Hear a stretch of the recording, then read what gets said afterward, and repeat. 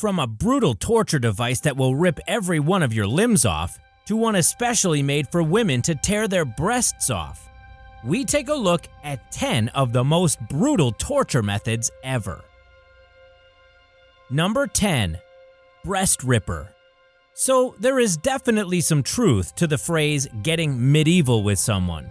This torture device was designed specifically for use on women. Originating in the Middle Ages, one of the most brutal torture methods was the breast ripper. It was often used on female criminals who committed blasphemy, adultery, heresy, witchcraft, or self-induced abortion. It was also used as an interrogational device. Here's how it worked. The claws of the device were heated up to an extreme temperature and then applied to the victim's uncovered breasts. The powerful grasp would cause spikes to penetrate the breasts. The ripper was then yanked away, causing the breast to shred and tear off the body. Breasts were normally torn apart, and victims were either scarred forever or often died due to heavy blood loss or infection.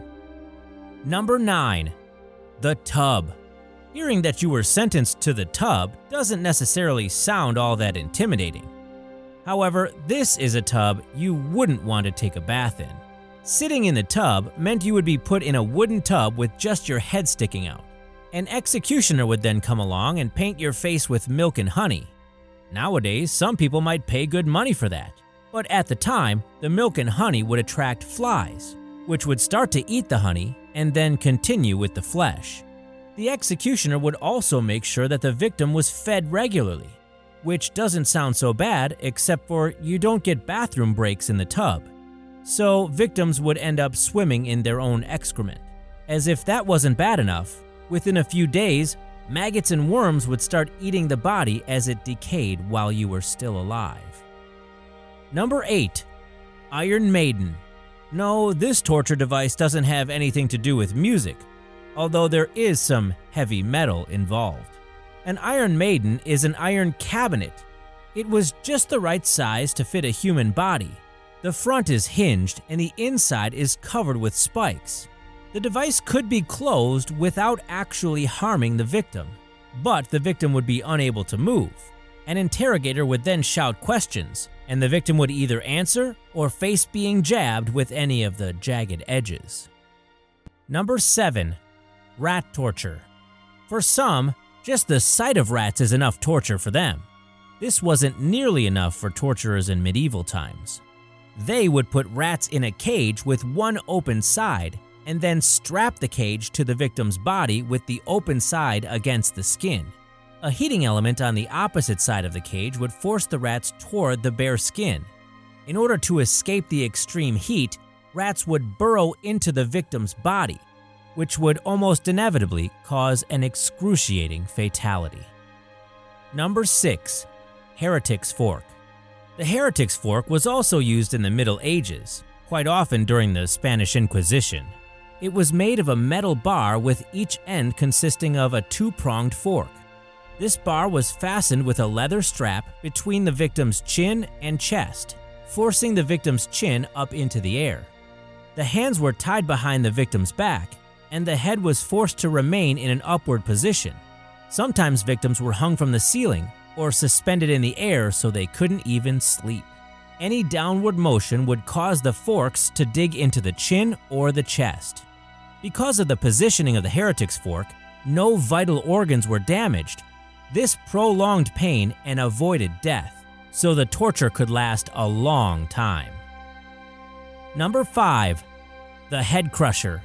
Also used during the Spanish Inquisition, this merciless torture device required the individual's jaw be placed over the bottom bar and the head under an upper metal cap.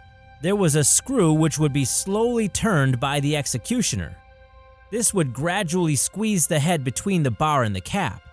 Generally speaking, the first thing to go were the teeth, which were smashed into the jaw.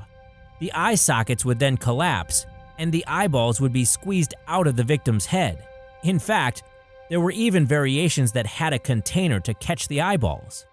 After several hours, the victim's brain would finally be crushed, putting an end to the prolonged agony. Number 4. Thumbscrew.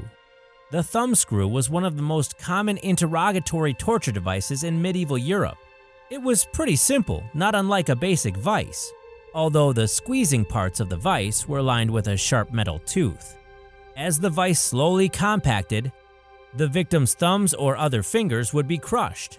The main purpose of the thumbscrew was to get a confession from the detainee. It was extremely painful and therefore extremely effective. Number 3. The rack. The rack is commonly believed to be the most agonizing type of torture in medieval times. It was specifically designed to dislocate each joint of the victim's body. With 2 ropes tied to the base and another 2 tied to the handle on top, the victim was tied onto the wooden casing and set on top of the rack. The torturer would then start to turn a handle which would stretch the arms and legs until they were disjoined. For some unlucky victims, their torturers wouldn't stop turning the wheel and their arms and legs would become totally detached from their bodies. Number 2. The chair of torture. The chair of torture was an intimidating torture device that could be found in dungeons during the medieval times. Also known as the Judas chair, it was actually used up through the 1800s in Europe. The chair of torture would be layered with between 500 and 1500 spikes on each surface. The victim would then be bound to the spikes with leather straps. Since it was made of metal, heating elements could also be added to increase the pain. This was also often used to interrogate people or scare them into giving confessions, as they were often made to watch others being tortured in the same device. Number 1. Crocodile shears. There were many different torture devices for many different crimes. However, for those who committed the ultimate crime, an attempt to kill the king, there was one specific torture device which was reserved just for them. Based on the concept of pinchers, crocodile shears were made of metal. Think of a tube about 10 inches long and 2 inches in diameter. Then picture that this tube opens up and is lined with a bunch of metal spikes. And picture each half of this tube being the top and bottom of a crocodile's mouth.